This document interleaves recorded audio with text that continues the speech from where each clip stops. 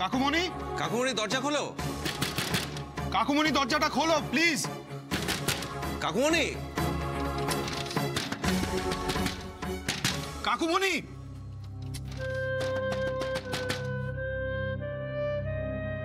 ও কাকিমণি, কাকিমণি,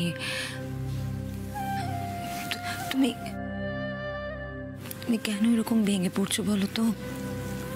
কাকুমণি কি বাচ্চা নাকি যে ওরকম উল্টো পাল্টা কাজ করবে? কিচ্ছু হবে না কাকুমণি, তুমি দেখো এক্ষুনি চলে আসবে। দাঁড়াও বকুল।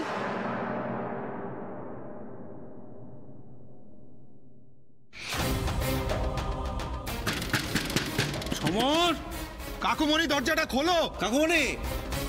সমর বাইরে আয়, তোর সাথে আমার কথা আছে। সমর, কি করছিস? বুঝতে পারছি না।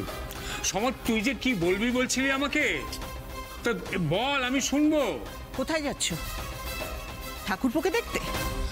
হ্যাঁ মা, আমার জন্যই তো কাকুমণি। আমি দরকার নেই, ওরা ওখানে রয়েছে, ওরা সামলে নিতে পারবে। তোমার ওই মেয়েকেই সহানুভূতির প্রয়োজন নেই।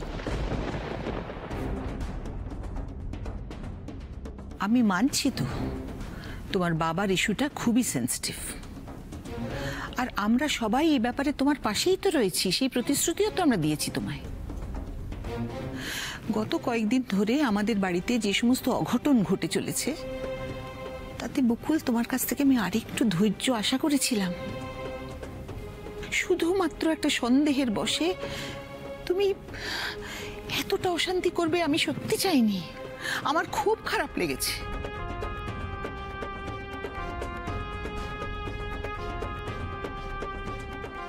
সন্দেহের বসে না মা, ওই গলাটা কাকুমণিরই গলা, বিশ্বাস করো। তুমি যখন একবার জেদ ধরেছো, তখন আমার সাধ্য নেই তোমাকে টলাই। তোমার সঙ্গে কথা বলাই বৃথা।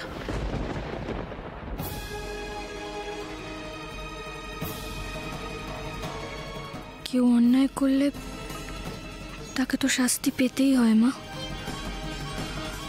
কিন্তু আমি কখনো চাই না যে কাকুমণি রোশনিদের মতো কিছু করুক। আমার মনে হয় এইভাবে সময় নষ্ট করে কোনো লাভ নেই, দরজাটা ভেঙে দিই। হ্যাঁ, ঋষি ঠিকই বলছে। চল। বাবা তুমি একটু পিছিয়ে যাও। হ্যাঁ, রেডি, 1 2।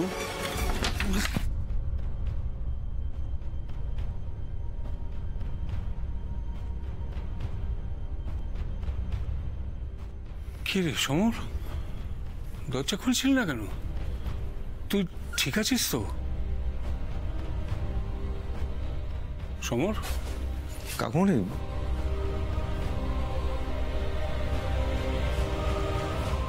চল।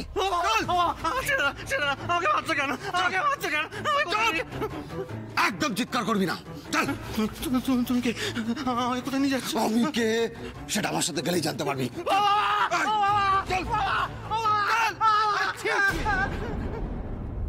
কি হচ্ছে এসব অগ্নিজিৎ বাবু? একটা মেন্টাল পেশেন্টকে আপনি টেনে হেঁচড়ে থানায় নিয়ে যাচ্ছেন? আপনার কি মানবিকতা বোধ টোধ কুচুলায়? Mental patient? A mental patient? হ্যাঁ, ওর কথাই বলছি। ছেলেটা কোমা থেকে ফিরে এসেছে, কিন্তু মাথাটা একেবারে ড্যামেজ হয়ে গেছে। হোয়াট?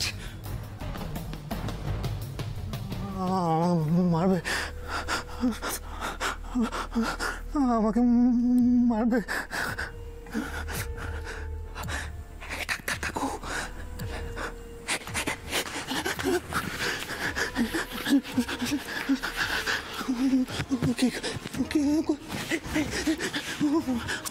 কোথায় নিয়ে যাচ্ছে? কোথায় নিয়ে যাচ্ছে? থানায় নিয়ে যাচ্ছি তোকে, থানায়। থানায়?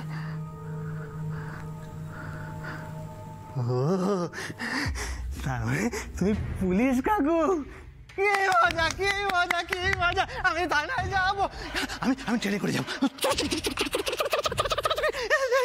কি মজা! থানায় যাবো, থানায় যাবো, থানায় যাবো, থানায় যাবো, থানায় যাবো, থানায় যাবো, থানায় যাবো, থানায় যাবো, থানায় যাবো।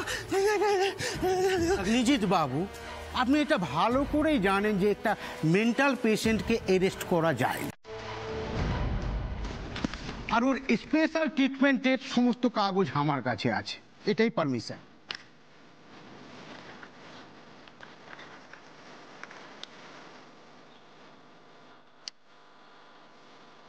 শুধু আজকের জন্য নয় অগ্নিজিৎ বাবু, আমার ক্লায়েন্ট রুনাহ রক্ষিত যতদিন না মেন্টালি সুস্থ হচ্ছে ততদিন আপনি ওকে অ্যারেস্ট করতে পারেন না। কাগজগুলো ভালো করে দেখেন।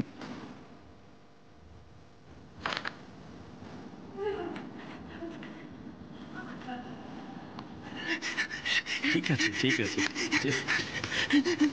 সন্তোষ সন্তোষ।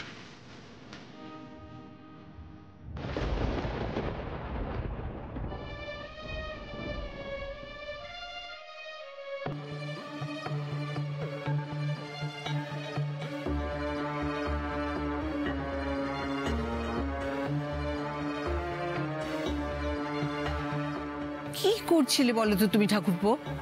তুমি তো আমাদের চিন্তায় ফেলে দিয়েছিলে। প্লিজ বৌদি, আমাকে নিয়ে আর চিন্তা করো না। দাদা, তুমি তখন আমাকে বলছিলে যে আমার যদি কিছু বলার থাকে আমি যেন বলি। হ্যাঁ বল।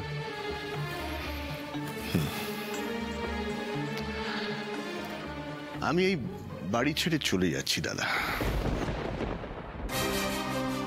সমর, কি বলছো কি তুমি ঠাকুরপো? ঠিকই বলছি বৌদি, কারণ আমিও একজন রক্ত মাংসের মানুষ বৌদি। আমারও অনুভূতি আছে, সহ্যের একটা সীমা আছে। কিছু মনে করো না বৌদি, তোমরা বোধহয় ভুলে গেছো যে আমিও এই পরিবারের সদস্য। তুই আমাদের ভুল বুঝছিস সমর। তুই যে এই পরিবারের সদস্য সেটা আমরা কেউ ভুলিনি। দেখ, তোর আপনজনেদের কাছে যদি তোর কোনো আচরণ খারাপ লাগে সেটা বলতে পারবে না।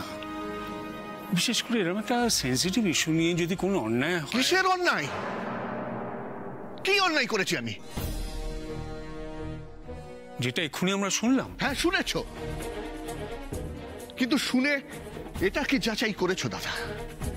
যেটা শুনলে সেটা ঠিক না ভুল?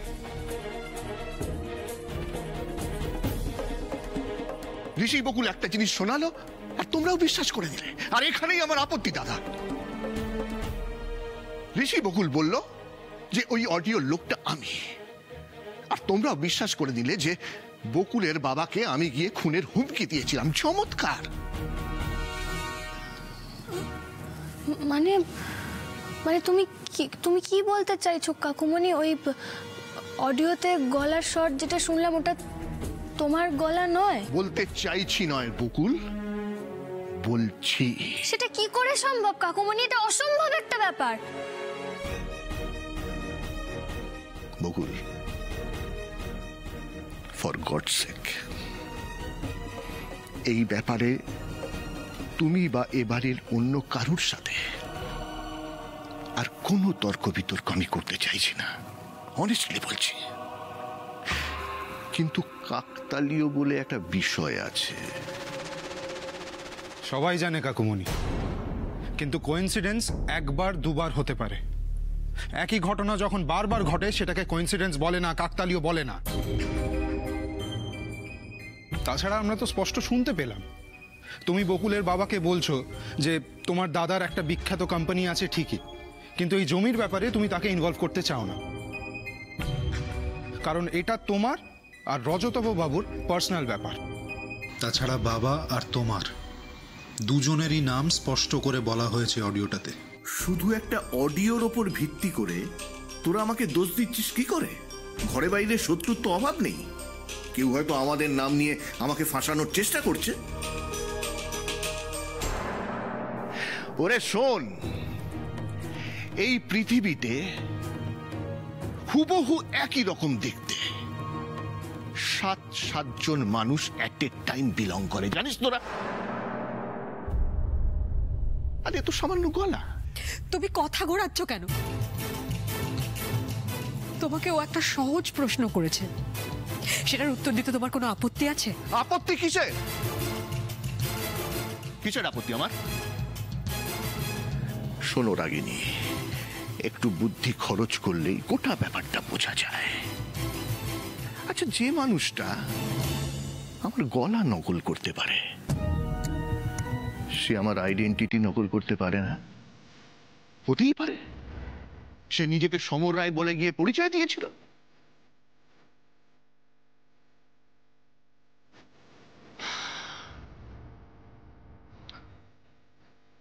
ফাইনালি বকুল ঋষি দুজনকে একটা কথা বলতে চাই। আমি কিন্তু বারবার চেষ্টা করেছি তোদেরকে কনভিন্স করতে যে আমি বকুলের বাবাকে চিনতাম না, তার সঙ্গে কোনোদিন আমার কোনো যোগাযোগ ছিল না। কিন্তু তারপরেও আজকের এই তামাশা। খুব কষ্ট হচ্ছে বকুল আমার। এটা কি খুব দরকার ছিল বাড়ির সবার সামনে এইভাবে আমাকে অপদস্থ করার?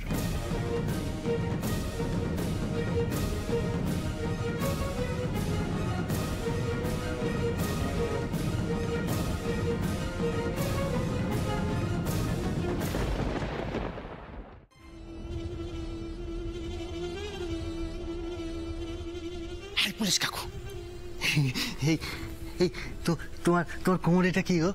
হ্যাঁ, বন্দুক? আমাকে দাও না, আমি পাখি মারবো, দাও না। এ কি সত্যি মেন্টাল পেশেন্ট নাকি? ইচ্ছে হলে তোকেও মারবো। ভয় পেয়েছে পুলিশ কাকু, ভয় পেয়েছে। বাবু, এটা কিন্তু আপনি ঠিক করলেন না।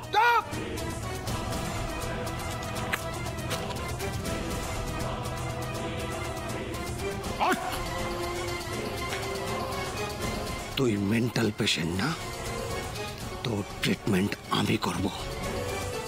চল চল।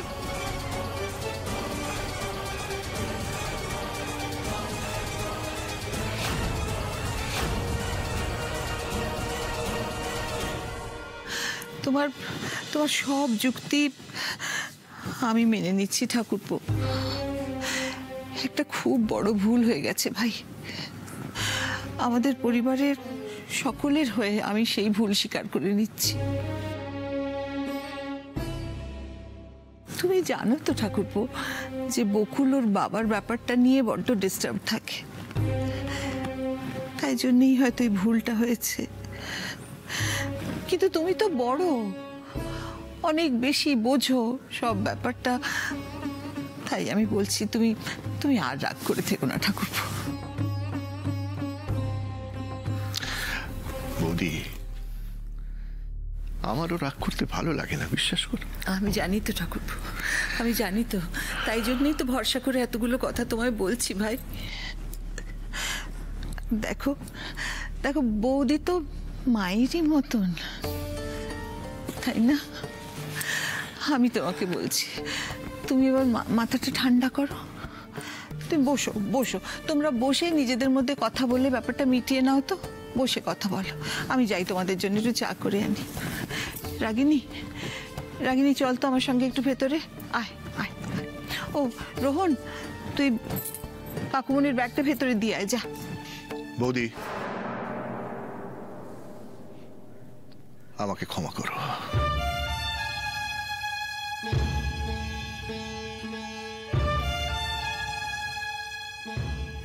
আমাকে ক্ষমা করো বৌদি, তোমার কথা আমি রাখতে পারবো না। কেন ঠাকুরপো? দেখো বৌদি, একবার দুবার হলে আমি মেনে নিতাম, কিন্তু বারবার ঋষি বকুল আমাকে অপমান করেছে, বারবার আমার দিকে সন্দেহের আঙুল তুলেছে।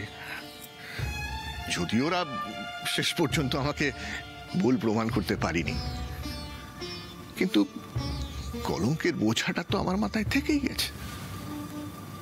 এই তো সেদিনের কথা, ঋষি নিজের মুখে বলেছিল কোম্পানির টাকা চুরির ব্যাপারে প্রথমে নাকি সন্দেহটা ওর আমার দিকে পড়েছিল। আমার অবস্থাটা বুঝতে পারছো বৌদি? তাই সত্যি এবার আমি মুক্তি চাই। দাদা,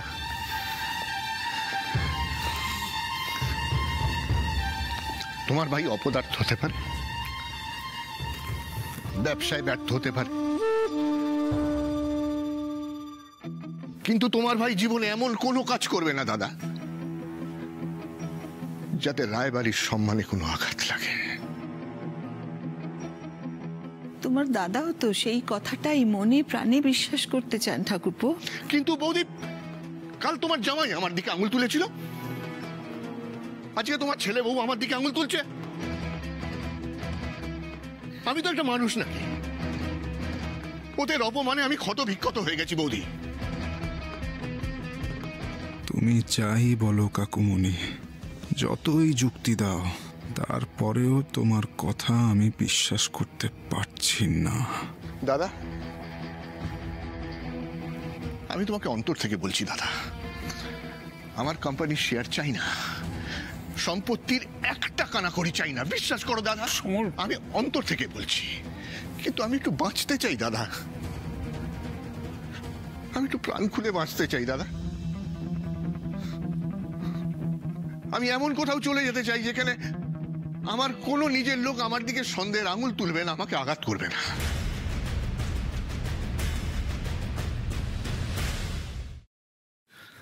আসছি আমি।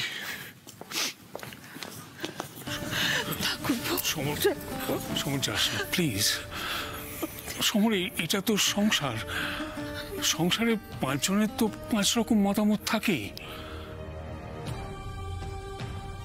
একসঙ্গে থাকতে গেলে একটু মতভেদ, একটু মনোমালিন্য তো হয়, এটা তো স্বাভাবিক, তাই না?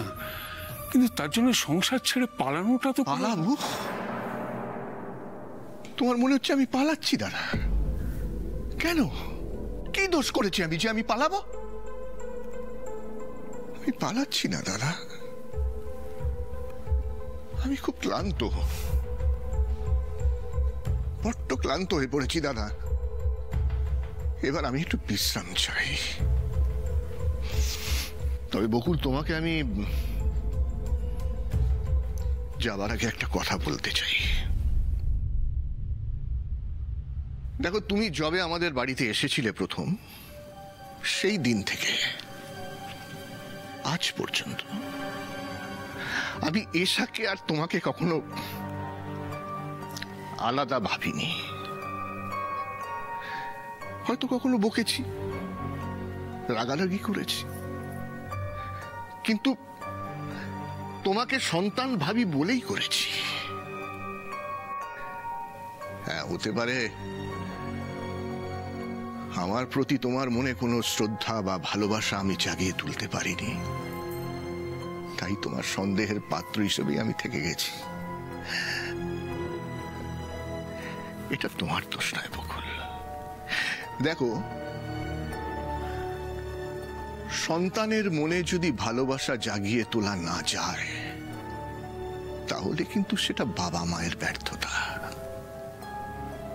তাই সেই ব্যর্থতা আমি মেনে নিচ্ছি। ইনফ্যাক্ট সমস্ত ব্যর্থতা আমি মাথা পেতে মেনে নিয়ে এখান থেকে চলে যাচ্ছি।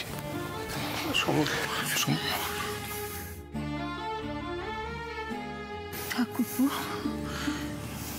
তুমি সত্যি আমার কথাটা শুনবে না ভাই? বৌদি, এরকম করে বলো না। দেখো, এতেই সবার ভালো। আমাকে যেতে দাও বৌদি, প্লিজ।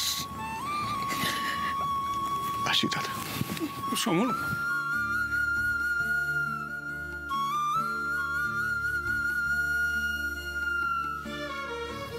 রাগিনী, তোমাকেও একটা কথা বলে যেতে চাই। বকুল আর কারুর মনে না হোক, তোমার মনে কিন্তু সন্দেহের বীজটা পুঁতে দিতে পেরেছে।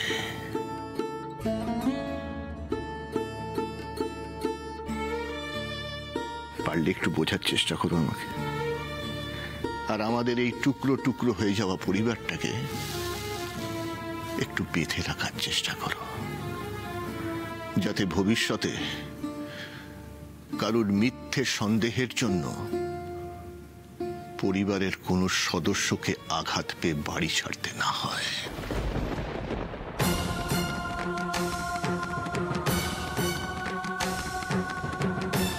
সমর,